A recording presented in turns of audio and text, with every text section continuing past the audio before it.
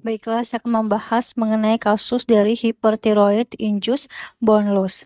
Di sini yaitu 70-year-old woman, yaitu seorang wanita usia 70 tahun, acute mid-thoracic back pain, yaitu nyeri punggung tengah akut, started after ground level fall, yaitu muncul setelah jatuh dari posisi berdiri atau permukaan tanah. Associated symptoms yaitu weakness, kelemahan, weight loss for the past 2 months, yaitu penurunan berat badan selama 2 bulan terakhir. Blood pressure yaitu 150/70 mm raksa, pulsnya 110. Physical examination itu sweaty palms, yaitu telapak tangan berkeringat. Fine hand tremor, yaitu tremor halus pada tangan. Laboratory findings itu normal hemoglobin, normal serum kalsium, normal serum kreatinin, normal 25 hidroksivitamin D. Undetectable TSA, itu TSA tidak terdeteksi. X-ray finding yaitu compression fracture of the T7 vertebrae. Artinya adalah fraktur kompresi vertebra T7. Diffuse bone demineralization yaitu artinya demineralisasi tulang difus.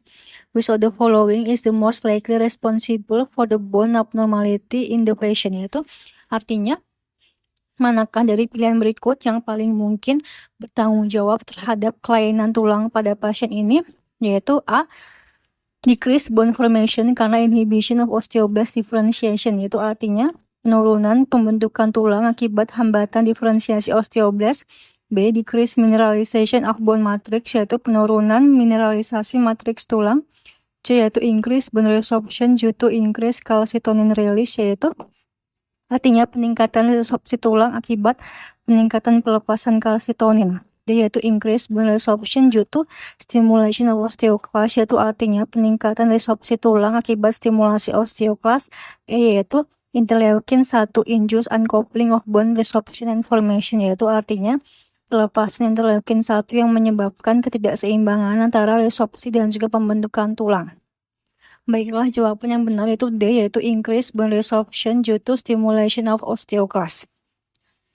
Penjelasan kasusnya yaitu di sini, di kasus pasien ini mengalami hipertiroidisme, tanda-tandanya adalah berat badan turun, yaitu karena metabolisme tubuh terlalu cepat. Tremor halus, yaitu merupakan efek hormon tiroid berlebihan. Takikardia itu denyut jantung cepat. TSH sangat rendah, yaitu tubuh sedang menekan produksi TSH karena hormon tiroid sudah terlalu tinggi. Fraktur kompresi vertebra itu tulang rapuh atau osteoporosis. Diffuse bone mineralization, yaitu artinya mineral tulang berkurang. Jadi, diagnosis besarnya adalah hipertiroidisme menyebabkan osteoporosis dan juga fraktur kompresi vertebra. Jawaban yang benar yaitu D, yaitu increase bone resorption due to stimulation of osteoclast, yaitu peningkatan resorpsi tulang akibat stimulasi osteoclast. Nah, mekanisme utama yaitu pertama pada hipertiroidisme T3 meningkat, hormon tiroid aktif utama adalah T3. T3 berasal dari perubahan T4 menjadi T3 di jaringan perifer. T3 ini sangat aktif dan juga mempengaruhi tulang. 2. T3 merangsang osteoklas, yaitu di tulang ada 2 sel penting, yaitu osteoblast membangun tulang, osteoklas menghancurkan atau menyerap tulang. Pada hipertiroidisme itu T3 merangsang osteoklas sehingga menyebabkan osteoklas makin aktif sehingga tulang lebih cepat dihancurkan. Proses penghancuran tulang ini disebut bone resorption. Nah, 3 tulang dihancurkan yaitu menyebabkan kalsium keluar ke darah. Tulang adalah tempat penyimpanan kalsium. Kalau tulang diresorpsi yaitu kalsium keluar dari tulang menyebabkan masuk ke darah. Akibatnya kadar kalsium darah bisa normal, tinggi atau sedikit meningkat. 4. Kalsium darah naik yaitu menyebabkan PTH turun. Kalau kalsium darah naik, tubuh akan menekan hormon PTH. PTH biasanya berfungsi menaikkan kalsium darah, jadi kalsium darah naik menyebabkan PTH turun. Kemudian juga PTH turun itu menyebabkan resorpsi kalsium di ginjal dan juga usus menurun. Karena PTH turun, ginjal mengambil kembali kalsium lebih sedikit, produksi vitamin D aktif menurun, penyerapan kalsium dari usus juga menurun. Tujuannya supaya kalsium darah tetap normal, tapi masalahnya tulang tetap terus kehilangan mineral. Jadi walaupun kadar kalsium darah bisa tetap normal, tulangnya tetap makin keropos. Nah, cara hafalnya adalah ingat kalimat ini, hipertiroid sama dengan T3 tinggi sama dengan osteoklas aktif sama dengan tulang dibongkar sama dengan osteoporosis atau T3 turns on osteoklas. Kenapa jawaban D benar, yaitu the increased bone resorption due to stimulation of osteoclast. Ini benar karena T3 merangsang diferensiasi dan juga aktivasi osteoclast. Akibatnya bone resorption meningkat. Kemudian juga mineral tulang berkurang, osteoporosis, fraktur kompresi vertebra. Jadi pada pasien hipertiroid dengan osteoporosis, penyebab utamanya adalah osteoclast terlalu aktif. Kenapa? Pilihan lain salah, yaitu A. Decreased bone formation due to inhibition of osteoblast differentiation. Artinya adalah pembentukan tulang menurun karena diferensiasi osteoblast dihambat. Ini salah untuk hipertiroidisme. Pada hipertiroidisme, hormon tiroid sebenarnya bisa meningkatkan aktivitas osteoblast juga. Jadi bukan karena osteoblast dihambat, namun meskipun pembentukan tulang juga meningkat, penghancuran tulang oleh osteoklast meningkat lebih besar. Jadi hasilnya tetap, yaitu net bone loss atau tulang berkurang. Kenapa pilihan A benar, yaitu pilihan ini bisa lebih cocok dengan kondisi yang menyebabkan osteoblast gagal membentuk tulang, misalkan gangguan jalur pembentukan tulang, obat atau kondisi yang menekan pembentukan tulang, beberapa efek glukokortikoid jangka panjang. Contoh paling klasik yaitu glukokortikoid kronis dapat menurunkan pembentukan tulang dengan menghambat osteoblast dan juga meningkatkan apoptosis osteoblast. Jadi pada osteoporosis akibat steroid kronis, salah satu mekanismenya adalah decrease bone formation. Kemudian juga B itu decrease mineralization of bone matrix, yaitu artinya mineralisasi matriks tulang menurun. Ini bukan osteoporosis tapi lebih cocok ke osteomalacia atau rickets, yaitu pada osteomalacia tulang sudah dibentuk tapi tidak dimineralisasi dengan baik. Penyebab klasiknya adalah defisiensi vitamin D, gangguan absorpsi vitamin D, penyakit ginjal kronik, defisiensi fosfat.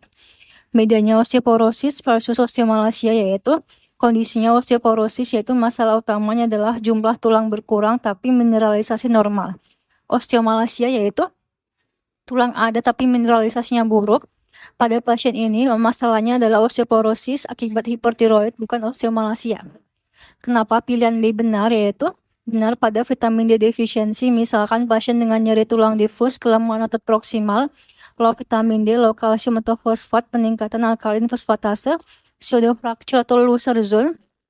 Mekanisme adalah vitamin D rendah menyebabkan absorpsi kalsium dan juga fosfat turun sehingga mineralisasi tulang terganggu menyebabkan osteomalacia. C yaitu increase bone resorption due to increase calcitonin release, yaitu artinya resorpsi tulang meningkat karena calcitonin meningkat. Ini salah, calcitonin justru melakukan kebalikan dari itu. Calcitonin berasal dari sisa parafolikular sel tiroid, keluar saat kalsium darah tinggi menghambat osteoklast, menurunkan bone resorption, menurunkan kalsium rendah. Jadi calcitonin bukan meningkatkan resorpsi tulang. Yang benar itu calcitonin menghambat osteoklast sehingga bone resorption menurun. Kapan pilihan C bisa benar, yaitu secara konsep pilihan ini hampir tidak benar karena calcitonin tidak menyebabkan peningkatan bone resorption. Kalau ada peningkatan calcitonin misalkan pada medullary thyroid carcinoma, efeknya tetap cenderung menghambat osteoklast walaupun secara klinis sering tidak perlu menyebabkan hipokalsemia berat yaitu. Jadi kalau soal bertanya efek calcitonin, kita ingat calcitonin lowers calcium by inhibiting osteoclast.